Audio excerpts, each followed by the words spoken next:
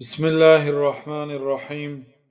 الحمد لله رب العالمين، والصلاة والسلام على أشرف الأنبياء والمرسلين نبينا محمد وعلى آله وصحبه أجمعين. أما بعد، شيخ الإسلام قدس الله روحه وطيب ثراه در عقیده واسطیه یک چند آیاتها را ذکر کردند که در آن آیاتها الله سبحانه و تعالی خود را وصف کرده است. از جمله گفتند که و قوله الرحمن علی العرش استوى، و قول الله تعالی که گفت که رحمان بر بالای عرش برآمد. ثم استوى علی العرش، در دیگر آیت ثم استوى علی العرش گفت، سپس الله تعالی بر بالای عرش برآمد، قرار گرفت.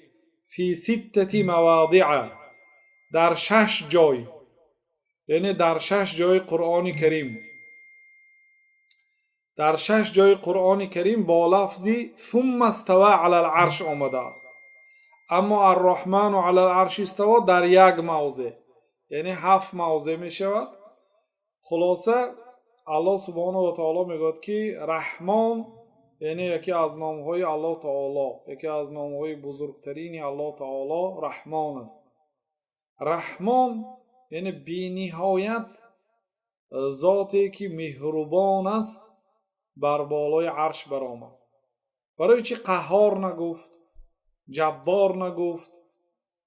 یعنی این بسیار زیبا هست که مهربان بر بالای عرش برآمد، برای آنکه اگرچه الله تعالی عالی هست، هم ذاتاً هم قدراً هم مکاناً و منزلتاً، ولی او مهربان است، ظلم نمی کند، ظلم را برای خود حرام گردانید و بندگانش رحم می کند و رحمتش حد و کنار ندارد. و رحمتی وسعت کل شیء، رحمتی من به همه چیز رسیده است، حتی حیوانهای وحشی را رحم کرده است، حتی در این دنیا کافر را رحم کرده است. الرحمن علی العرش استوى، استوى به معنای علا یعنی عالی شد، برآمد، قرار گرفت، به همین معناها هست، معناهای درستی کلمه استوا. فی هذه الآیات الکریمات اثبات علو الله تعالی، یعنی شیخ الاسلام رحمت الله علیه گفتند که در 6 جا با لفظ ثم استوى آمد و در یک جا الرحمن علی العرش استوى، یعنی 7 آیت. در این آیات های کریمه اثبات صفت علویت الله تعالی بر خلقش، یعنی عالی بودن الله تعالی بر خلقش. الله تعالی بر خلقش عالی هست، هم از روی قدر و منزلت الله تعالی عالی ترین قدر و منزله هست، و هم ذاتاً الله تعالی در عالی ترین مکان است. اهل سنت و الجماعت به الله تعالی مکان اثبات میکنه، برای آنکه الله تعالی برای خود مکان اثبات کرده است. در این آیات هایی که ذکر میکنیم وجه استدلال را برای شما از سخنهای بزرگان بیان میکنیم. شیخ الاسلام رحمت الله علیه بسیار خلاصه کردند درباره این صفت الله سبحانه و تعالی. در این 7 آیت اثبات صفت استوای الله تعالی بر عرشش هست و در حقیقت به این صفت دلالت کرد چه که شیخ الاسلام رحمت الله علیه در کتاب التسعینیه گفتند نصوص الكتاب والسنة وإجماع السلف الأمة وأئمة السنة بل على ذلك جميع المؤمنين الأولين والآخرين. نصوص قرآن، نصوص یعنی لفظهای صریح قرآن و سنت و اجماع سلف امت و امام های اهل سنت، بلکه جمیع مؤمن های اولین و آخرین در همین عقیده هستند که الله تعالی بر خلقش عالی هست و الله تعالی بر بالای عرش استوا کرده است. و در کتاب درء تعارض العقل و النقل گفتند که بل اتفقت الکلمه من المسلمین والکافرین ان الله فی السماء، بلکه کلمه مسلمان ها و کافرها اتفاق کرد که الله تعالی در آسمان است. یعنی که نه فقط قرآن و سنت و علمای اهل سنت و علمای سلف، بلکه تمام مسلمان های کافرها در همین عقیده هستند که الله تعالی در آسمان است، در بالای عرش است، در بالا است و بر بالای خلقش عالی هست. و در جای دیگر گفتند که فدل علی علو الرب تبارک و تعالی علی خلقه، دلالت میکند به عالی بودن الله تعالی بر خلقش کتاب قرآن دلالت میکند، یعنی دلیل از قرآن است و سنت و از حدیث و اجماع علما و الفطره، فطرت تازه، طبیعت تازه و العقل، عقل هم دلالت میکند. انا همین کافرها به همین دو منبع تکیه کردن، به فطرت و عقل. اصلا عقلی سالم به شریعت هیچگاه تناقض نمی‌بیاید، موافق می‌آید. فطرتی تازه هم، طبیعتی تازه. طبیعتا انسانیت خود را بنده حس میکنه و در جستجوی یک الهی است که او را عبادت و پرستش کنه. ولهذا كان السلف مطبقين على تكفير من انكر ذلك. بنابراین تمام علمای سلف اتفاق کردن برای کافر بودن آن شخصی که علویت الله تعالی را انکار میکنه، میگن که الله تعالی در بالا نیست، گوید کافر میشد. اتفاق کردن لانه عندهم معلوم بالاضطرار من الدین، چون که در نزد سلف دانستن این که الله تعالی عالی هست یک چیز ضروری هست، دانستنش از دین. کسی نداند کافر میشه. یعنی همه باید این را داند که الله تعالی در آسمان است، در عالی است. آسمان به معنای در درون آسمان نیست، وقتی که ما فی میگوییم به معنای علا هست، یعنی در بالای آسمان است. و آسمان در لغت عرب به معنای بالا هست. الله تعالی میگه که و انزلنا من السماء ماء طهورا، ما از آسمان آبی پاک نازل کردیم، حالا که آب از ابر نازل میشه. یکی از آسمان گفت یعنی از جهتی بالا، و الله تعالی در بالای عرش است. 7 قبد آسمان، بین 7 قبد آسمان بعض مخلوقات است، مانند بحر، مانند جنت، مانند درخت. بعد از آن بعد جنت عرش است و بر بالای عرش الله تعالی هست. در بالای عرش غیر الله تعالی دیگر چیزی نیست. عرش تمام مخلوقات را احاطه کرده است. بیرون از عرش غیر الله تعالی دیگر چیزی نیست. عرش تمام عالم را احاطه کرده است. عرش هم عالم است و الله تعالی پروردگار عالم است، سازنده و آفریدگار عالم است. و در جای دیگر در کتاب درء تعارض گفتند که و ذلك معلوم بالاضطرار من الكتاب والسنة و اجماع سلف الامه. عقیده این که الله تعالی در بالا هست، این یک چیزی هست که انسان به طریق اجباری از قرآن و سنت باید این را فهمد. برای آنکه وقتی که قرآن را میفهمید نه فقط الله تعالی در آسمان است، در بالای عرش است گفته است، بلکه بی نهایت دلیل های زیاد آمده است که دلالت به عالی بودن الله تعالی بر خلقش میکند. الله تعالی از خلقش عالی است و اینچه حدیث ها هم، همه حدیث ها دلالت به این میکند و اینچه اجماع سلف امت. و در دیگر جا شیخ الاسلام گفتند که والآثار عن النبي صلى الله عليه وسلم و اصحابه و سایر علماء الامه متواترة و حدیث ها از پیامبر صلی الله علیه و سلم و از صحابگان پیامبر صلی الله علیه و سلم و از دیگر علمای امت متواتر است در نزد آن شخصی که عند من تتبعها، در نزد آن آدمی که کفت کاف کرده است. حدیث هایی که درباره عالی بودن الله تعالی بر خلقش، در بالای عرش استوا کردنش اگر جمع کنید برای شما روشن میشد که این متواتر است، به طریقی متواتر آمده است. یعنی همین گونه زیاد است که همین قدر آدم ها با همدیگر جمع شده مصلحت کرده دروغ بافته نمیتوانند. این متواتر مانند قرآن است. قد جمع العلماء فيها مصنفات، در این باره علما حدیث های کتاب های زیاد جمع کردند، تصنیف کردند، نوشتند درباره اثبات این که الله تعالی در بالای عرش است و الله تعالی در از تمام مخلوقات در بالا هست. صغارا و کبارا، بعضی علما کتاب های کلام نوشتند مانند امام ذهبی، بعضی کتاب های خرد نوشتند. خلاصه خیلی علما دلیل آوری کردند که الله تعالی در بالای عرش است و از مخلوقاتش عالی هست.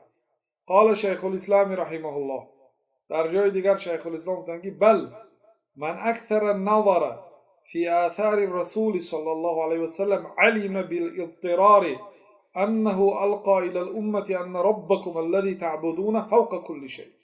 بلکه کسی که به حدیث های پیامبر صلی الله علیه وسلم نظر میکند با طریق اجباری میداند، یعنی مجبور میشد دیگر همین معلومات گیرد که پیامبر صلی الله علیه وسلم برای امتشان گفتند که پروردگاری که شما او را عبادت میکنید در بالای همه چیز است و علی کل شیء، و در بالای همه چیز است و فوق السماوات، در بالای آسمان ها هست. و علم ان عامة السلف كان هذا عندهم مثل ما عندهم ان الله بكل شيء علیم و علی کل شیء قدیر. و وقتی که انسان حدیث های پیامبر صلی الله علیه وسلم را میخواند و جمع میکند میفهمد که اکثر علمای سلف در این عقیده بودند که الله تعالی در بالای عرش هست، در نزد آنها مثل این که الله تعالی دانا هست، عالم است به همه چیز و الله تعالی به همه کار قادر است. یعنی که چقدر که صفت قدرت و صفت علم الله تعالی را آنها میدونستند، همین گونه صفت استوا را هم همین گونه اثبات میکرده، چون که صفت استوا در قرآن آمده است و عددش هم به نهایت زیاد است. فأدلة ثبوت صفتي الاستواء على العرش والعلو كثيرة جدا. دلیل های اثبات دو صفت، یعنی صفت استوای الله تعالی بر بالای عرش و صفت عالی بودن الله تعالی از تمام مخلوقات به نهایت بسیار است. حتی شیخ الاسلام رحمت الله علیه در مجموع فتاوا مجلد 5 صفحه 51 گفتند که مما لا یحصیه الا الله، دلیل ها چنان زیاد است که غیر الله تعالی کسی شماریده نمیتواند. مما هو ابلغ المتواترات اللفظی و المعنویه، این بالغترین یعنی بسیار بلیغترین متواترهای لفظی و معنوی، هم لفظش هم با لفظهای گوناگون آمده است، اثبات میکند که الله تعالی در بالای عرش است و از تمام مخلوقاتش در عالی هست، و هم از روی معنا. والمنقول عن السلف في معنى الاستواء لا يخرج عن 4 معانی. آن نقل هایی که از علمای سلف به ما رسیده آمده است در ترجمه کلمه استوا از 4 معنا بیرون نمی براید. اینا در کتاب تعارض عقلی و نقل گفتن. در و هی این 4 تفسیرها چی است؟ استقر، یعنی الله تعالی در بالای عرش قرار گرفت، علا و بالای عرش عالی شد، ارتفع برآمد، صعود برآمد و تاجیکی هم ترجمه میشه، یعنی الله تعالی در بالای عرش است. اما کلمه نشست، این کلمه استفاده بردن جایز نیست، چون که الله تعالی برای ما جلسه نگفته است، نشست نگفته است، یا قعده نگفته است، نشست نگفته است. استقر قرار گرفت، علا برآمد، یعنی علمای سلف کلمه استوا را با این کلمه ها ترجمه کردند و هذه المعانی كلها منقولة عن السلف. یعنی همین 4 معنا از علمای سلف نقل شده است. و هم علمای سلف و این اختلفت عباراتهم، اگرچه عباره هاشون گوناگون باشدم، استقر، علی، ارتفع، صعود باشدم، فمقصودهم واحدون، ولی مقصود آنها یک است و هو اثبات علو الله علی عرشه، این اثبات عالی بودن الله تعالی بر عرشش. مقصود همه آنها همین است که الله تعالی در بالای عرش است. در کتاب مجموع فتاوا گفتن و در جای دیگر گفتن که در جای دیگری کتاب مجموع فتاوا و هذا امر بین واضح لكل ذی عین بصیرة و قلب سلیم. و این مسئله برای هر یک شخصی که چشم بینا دارد و قلب سلیم دارد بسیار امری معلوم است، گشاد و روشن است. و در جای دیگر گفتن که و هو امر معلوم بالفطرة الضروریه، این گفتن الله تعالی عالی بودنش یک امری معلوم است، کاری به همه معلوم است، فطرت ضروری است، طبیعتی که برای تمام فرزندان آدم ضروری هست. یعنی کافر و مسلمان میداند که پروردگار او، سازنده او، آفریدگار او، الهی که او را پرستش میکند در بالا هست، در جهتی بالا هست، در طرف راست، چپ، پیش، قفا، در پایان نیست. سبحانه، الله پاک است. تمام کافر، تمام انسانیت وقتی که میخواهد به سوی اله توجه کند به سوی آسمان توجه میکند. پیامبر صلی الله علیه وسلم با چشمشان به آسمان نگاه کرده دعا میکردند، سرشان را به آسمان میبرداشتند. بعضی انسان ها غلط میکند وقتی که میگوید که پیامبر صلی الله علیه وسلم در وقت عبادت به آسمان نگاه نمیکردند. بله، در وقت نماز نگاه نمیکردند. شما نماز را از عبادت جدا کنید محترم. خلاصه حدیث ها را کاوید وقتی که پیامبر صلی الله علیه وسلم سحر از خواب میخواستن به آسمان نظر میکردن و سوره آل عمران آخرش میخواندن. خب فإن فطرهم مقرة بأن الله فوق العالم، فطرت مردم خواه کافر است خواه مسلمان، طبیعتا انسان اقرار میکند که پروردگار او در بالا هست.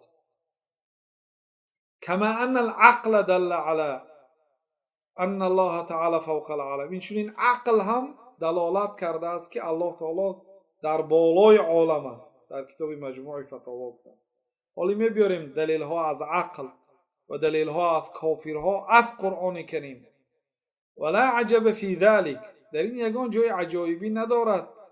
فإن من ابین ما شهدت به الفطر والعقول والشرائع علوه سبحانه، از معلومترین و واضح و روشنترین چیزی که طبیعت ها شاهد شده است، عقل ها شاهد شده است، تمام شریعت ها، هم شریعت اسلام و هم پیشین شریعت ها شاهد برای آن شده است که الله سبحانه و تعالی در بالای تمام عالم است. و اما تقریر ذلك بالادله العقلیه الصریحه فمن طرق کثیره جدا. ابن القیم شاگرد شیخ الاسلام میگن که اما اقرار کردن این که الله تعالی در بالای عالم است، از همه بالا هست، با دلیل های عقلی که صراحتاً به این دلالت میکند با راه های بسیار است. در کتاب صواعق المرسله ذکر کردن 30 راه را، وقد ذکر 30 طریقا لتقریر ذلك، برای اقرار کردن، فهمانیدن که الله تعالی با عقل سالم فهمیده میشد که در بالای تمام عالم است، با 30 راه بیان کردن در کتاب صواعق. بگیرید بخوانید. فإنهم قد فسروا الاستواء بما يتضمن الارتفاع فوق العرش، علمای گذشتگان تفسیر کردن کلمه استوا را به اون معنایی که دلالت به این میکند که الله تعالی در بالای عرش است. و استواء الله تعالی علی عرشه هو علو علیه، معنای استوای الله تعالی بر عرشش این عالی بودن الله تعالی بر عرش، یعنی از الله تعالی از عرش در بالا هست. ولهذا لا يقال لكل ما كان عاليا على غيره انه مستو عليه. برای این گفته نمیشد که هر کسی که در بالای یک چیز است گفته نمیشد که فلانی بر فلانی استوا کرد. مثلا به کشتی میشینید، از این کشور به این کشور میروید، شما رو گفته نمیشود که بر بالای کشتی استوا کرد گفته، لیکن گفته میشد که بر بالای کشتی نشست برآمد گفته میشد، لیکن استوا کرد گفته نمیشد. یا بر بالای سمالیات نشستید هواپیما، او هواپیما از آن شما نیست اصلا. وقتی که شما به بالای هواپیما برآمدید نشستید، این دلالت نمیکند که او مالک شما هست، او دلالت نمیکند که شما در بالای و حکمران هستید. بنابراین کلمه استوا را در دیگر مخلوق ها استفاده نکرد. ولكن كل ما قیل فيه انه استوى على غیره فانه عال علیه. لیکن اگر استوا کرد بر بالای چیزی گفت، این معناش هم استوا کرد و هم بالای وی برآمد، لیکن بالاش برآمد گویا معنای استوا را همه وقت داده نمیشود. والذي اخبر الله انه كان بعد خلق السماوات والارض الاستواء لا مطلق العلو. الله تعالی خبر داد که بعد اینکه آسمان ها و زمین ها را آفرید، سپس الله تعالی بر بالای عرش برآمد. این مطلقی برآمدن نه، استوا معنای خاص دارد. فالاصل ان علوه على المخلوقات وصف لازم له كما ان عظمته و کبریاؤه و قدرته كذلك. خب خلاصه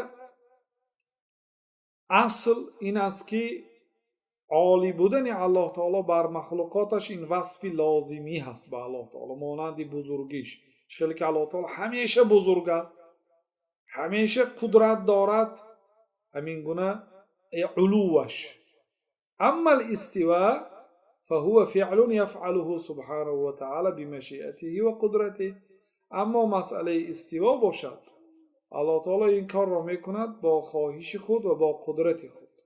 یعنی فرق بین علو و بین استوا. خب فالاستواء من الالفاظ المختصة بالعرش لا تضاف الى غیره لا خصوصا ولا عموما.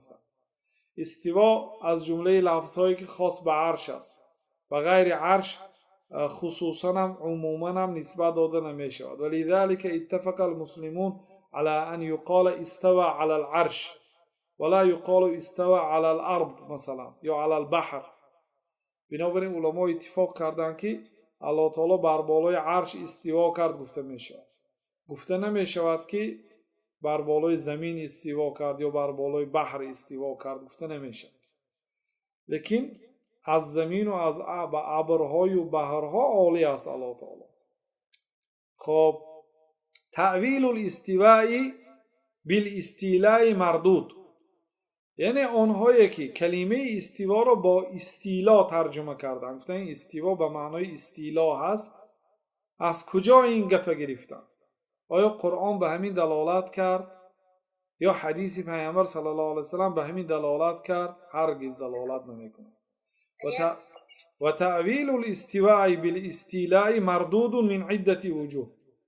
ترجمه کردن کلمه استوا، تعویل کردن کلمه استوا با معنای استیلا رد است، مردود است به صاحبانش از چند راه. فهو باطل من حیث اللغه، این از جانب لغت و زبان عربی یعنی باطل است. و من حیث ما نقل من عن السلف، این چون از نگاه این که از سلف این گونه تفسیر نآمده است، بنابراین رد است به صاحبانش. فإن اهل السنه و سلف الامه متفقون على ان من تأول استوى بمعنى استولى. اهل سلف و اهل سنت، تمام علمای اهل سلف اتفاق کردند که کسی که کلمه استوا را به معنای استولا اگر تعبیر کند او به معنی آخر یا به یک دیگر معنایی که ینفی، این تعویلش نفی میکند که الله تعالی در بالای آسمان ها هست، فهو جهمی ضال، او جهمی هست، او گمراه هست. و یستفاد منها جمیعا، این چون از این آیت ها یعنی استوای الله تعالی بر بالای عرش در 7 جای قرآن کریم چون این فایده گرفته می شود که اثبات استواء الله علی عرش علی ما یلیق بجلاله، ما اثبات میکنیم چه که الله تعالی خود اثبات کرده است، ما از پیش خود نگفتیم، هر چیزی که الله تعالی گفته است همان را گفته ایستادیم. اثبات صفت استوای الله تعالی بر بالای عرشش چه که به خود لایق است. و فیها الرد على من اول الاستواء بانه الاستیلاء والقهر، در این ترجمه رد است با آنهایی که استوا را به معنای استیلا، استیلا معناش چی است؟ یعنی والی شد، صاحب شد، صاحب ملک شد ترجمه میشه، صاحب قدرت شد بر بالاش ترجمه کرده می شود. این بسیار گپی غلط است. و فسر العرش بانه الملک، عرش را ملک ترجمه کردن بعضی، یعنی استوا علی العرش بر بالای عرش صاحب شد، بر ملکش صاحب شد. یعنی تا این دم چی بود؟ عرش از آسمان ها و زمین ها پیشتر آفریده شده بود. عرش را الله تعالی آفرید، اینا همه میدونید. عرش با حدیث های صحیح ثابت شده است که عرش پیش آفریده شده است از آسمان ها و زمین ها، بلکه قلم که 50,000 سال پیش از آفرینش آسمان ها و زمین ها آفریده شده است، قلم بعد عرش آمده است. لیکن نمیدونیم چقدر مسافه یا مقداری بین عرش و بین قلم، بعد چند سالی عرش آفریده شد قلم کسی نمیداند، برای آنکه در این باره اگران نصی صریح نیست. لیکن قلم از آسمان ها و زمین ها 50,000 سال پیش آفریده شده است، ولی پیش از آفریدن قلم عرش بود، بلکه عرش دومین مخلوق الله تعالی هست. اولین مخلوقی که الله تعالی آفرید آب است و عرش پروردگار در بالای آب بود و عرش بود. وقتی که ما گوییم که وقتی که الله تعالی آسمان ها و زمین ها را آفرید سپس بر بالای عرش صاحب شد. عرش اگر با ملک ترجمه کنیم سپس بر ملکش صاحب شد. حتی این دم کی صاحب بود؟ این معنا غلط است. شما از یک چیز میگریزید به دیگر چیز دوچار میشوید. ای اهل تعویل، و خود آیت بزرگان اشعری ها و ماتوریدی ها در این مسئله در عقیده سلف بودند، گشتند برای آنکه دیگر جای گریز نداشتند. اونها کمتر عقل داشتند، کمتر فهم داشتند، کمتر علم داشتند که مجبور شدند استوا را به الله تعالی چه خیلی که هست همان خیل اثبات کردن، به الله تعالی لایق و سزاوار. یعنی استوای الله تعالی به استوای مخلوق ها مانند است. چه خیلی که الله تعالی شنوا هست، ما هم شنوا هستیم، ولی شنوای ما و الله تعالی به هم دیگر مانند نیست. همین گونه استوای الله تعالی به استوای خلقش مانند است. کسی که چنین ترجمه کرده است، عرش را ملک ترجمه کرده است و استوای الله تعالی استیلا گفته است، یعنی الله تعالی صاحب ملک شد گفته است، این غلط است. فقال استوى علی العرش معناه استولا علی الملک، بر بالای ملکش صاحب شد. و قهر غیره، دیگرها را قهر کرد. و هذا باطل من وجوه کثیره، و این باطل است از چندین وجه ها. اولا ان هذا تفسیر محدث، اولش اینکه تفسیر نو پیدا شد، مخالف لتفسیر سلف من الصحابه و التابعین و اتباعهم. این مخالف تفسیر سلف است، از صحابه ها و تابعین و اتباعین و پیروان صحابه ها، تابعین و تبع تابعین. یعنی این خلاف تفسیر آن بزرگان است. و اول من قال به الجهمیه و المعتزله، اولین شخصیت هایی که همین معنا را پیدا کرد و استوا را استیلا گفت جهمی ها و معتزلی ها، پیش از اشعری ها و ماتوریدی ها که ها در اصل 300 پیدا شدن، جهمیه ها و معتزلی ها این عقیده را گفته بود. فهو مردود، این عقیده به صاحبانش مردود است. جهمیه ها و معتزلی ها شاگردان یهود هستند. ثانيا لو كان المراد بالاستواء على العرش الاستيلاء على الملك لم يكن هناك فرق بين العرش والأرض السابعة السفلى والدواب وجميع المخلوقات. اگر کلمه استوا معناش استیلا میشد و چی فایده دارد که الله تعالی بر بالای عرش سپس صاحب شد گوییم اگر به معنای صاحب شدن باشد چی فایده میتید؟ الله تعالی بر زمین مگر صاحب نیست؟ الله تعالی مگر بر حیوانها صاحب نیست؟ مگر الله تعالی نآفرید حیوانها را؟ مگر الله تعالی در بالای مخلوقات در بالای زمین صاحب و صاحب ملک نیست؟ چی معنا داره بر بالای عرش صاحب ملک است گوییم؟ بر دیگر مخلوقات چی فایده دارد اگر ما استوا را صاحب ملک شد گوییم؟ فلم یکن لذکر العرش فایده، برای ذکر عرش فایده ندارد. هم کلمه سپس آمده ثم استوى در 6 جای آمدگی است. سپس بر بالای عرش برآمد. اگر ما بگیم سپس بر بالای عرش مالک شد، خب تا این دفع مالک عرش کی بود؟ این عموما معنای غلط است. ثالثا ان لفظ استوى على العرش قد اضطرد في الكتاب والسنه ولم يأتي في لفظ واحد استولى على العرش.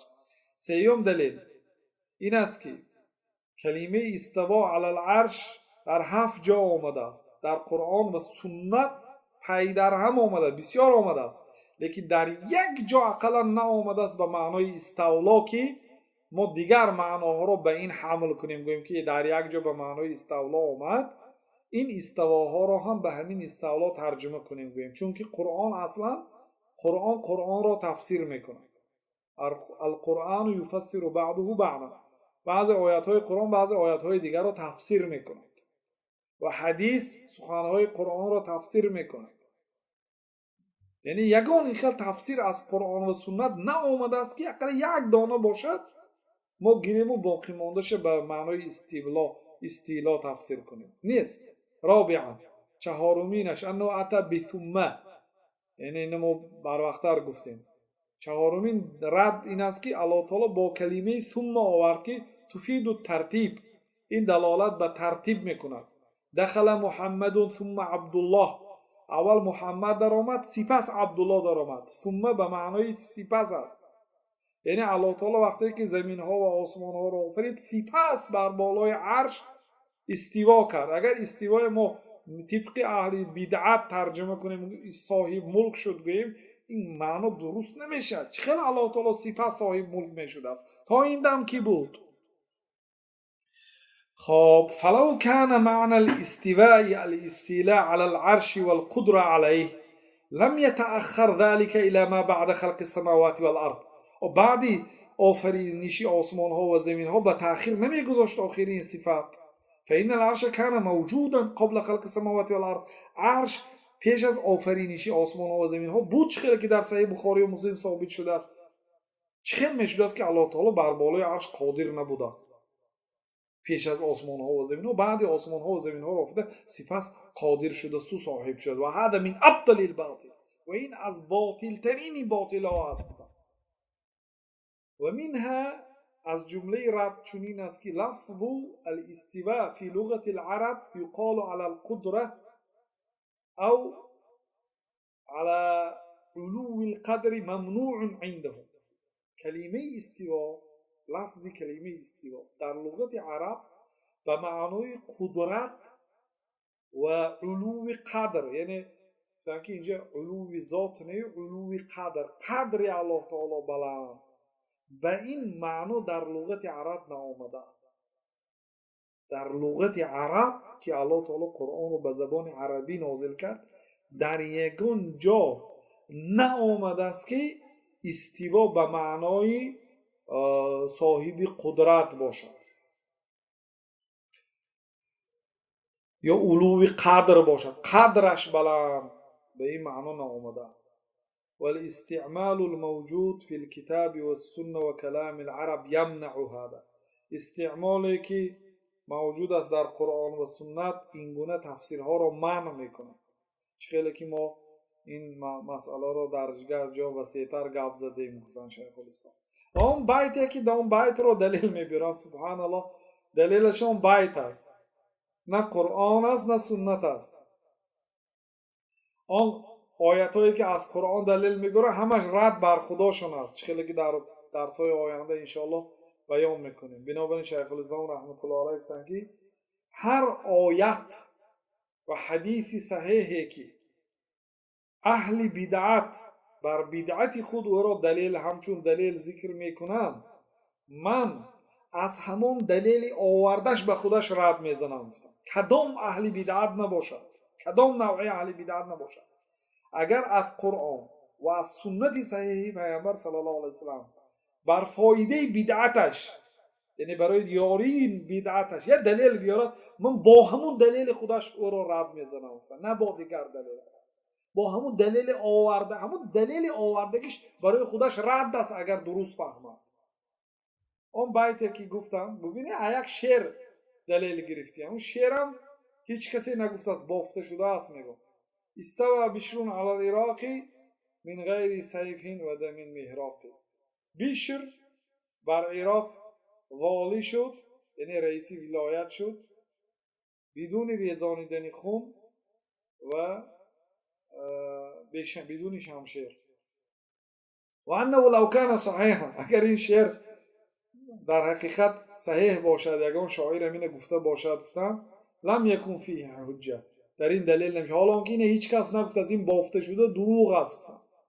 و اگر گفته شده باشد همین شعر یگان کس، این دلالت نمی کند که بشر صاحب ملک عراق شده باشد. فإنهم لم یقولوا، چون که عرب ها نگفتن که استوى عمر علی العراق لما فتحها، وقتی که حضرت عمر عراق را فتح کردن نگفتن که حضرت عمر فتح کرد، استوا کرد نگفتن، فتح کرد گفتن. یعنی عراق در دست کافرها بود، حضرت عمر گرفتن فتح کردن، دیاری مسلمان ها کردن. ولا استوى عثمان علی خراسان، خراسان را عثمان استوا کرد نگفتن که یگان عرب ها. ولا استوى رسول الله صلی الله علیه وسلم علی الیمن، یگان کس نگفت که پیامبر صلی الله علیه وسلم بر بالای یمن استوا کرد نگفتن وقتی که صاحب یمن شدند و یمن را فتح کردند. و انما قیل هذا البیت ان صح فی بشر ابن مروان، این بیت اگر صحیح باشد در حق بشر ابن مروان گفته شده است. لما دخل العراق، وقتی که به عراق در آمد، و استوى علی کرسی ملکها، بر کرسی ملیک عراق نشست. فقیل هذا کما یقال جلس علی سریر الملک، این فقط گفته شد برای آنکه در بالای تحت پادشاهی عراق نشست. و یقال قعد علی الملک، یعنی بر بالای ملک نشست. مراد همین است، نه مراد این که استوا کرد، یعنی که به معنای صدفایز آفریده باشد و بر بالای او حکمرانی مطلق باشد. و شیخ الاسلام در مجموع فتاوا در مجلد 17 وقد ذکر 12 وجها لابطال تاویل الاستواء بالاستیلاء، 12 وجه را ذکر کردن برای باطل بودن تأویل استوا بر کلمه استیلا. یعنی این 12 با 12 راه اثبات کردن که هیچگاه کلمه استیلا به استولا درست نمی بیاید، نه از روی منطق قرآن و سنت، نه از روی فهم سلفی امت و علمای مسلمان ها، و نه از روی عقل و نه از روی لغت عرب دلالت نمی کند. مرحمت کسی اگر شک و شبهه باشد گیرید کتابا را خوانید، متعصب نشوید به یک پیرتان، به یک دامولاتان که به شما بعضی چیزها را تعلیم داده است، سبب هدایت شما شده است، شاید در وعظ و در نصیحت ماهر است، ولی وقتی که بدون دلیل گپ میزند کسی گپش به خودش مردود است. امام مالک گفتند که کل یؤخذ من قوله و یرد، هر یک انسان در این دنیا سخنش رد هم می شود، قبول هم می شود. سخن انسانیت قبول هم کرده می شود، رد هم کرده می شود. الا صاحب هذا القبر، غیر صاحب این قبر است. بنابراین غلو در پیر و استادانتان نکنید. اگر رفت و یکی از اهل علم پیشوای دینی استوا را به معنای استیلا اگر ترجمه کند، مغرور نشوید. در همین قدر کفایتی میکنیم و باقی مانده این مبحث را در صحبت آینده انشاءالله بیان میکنیم. والله اعلم و صلی الله وسلم علی نبینا محمد و علی آله و صحبه اجمعین.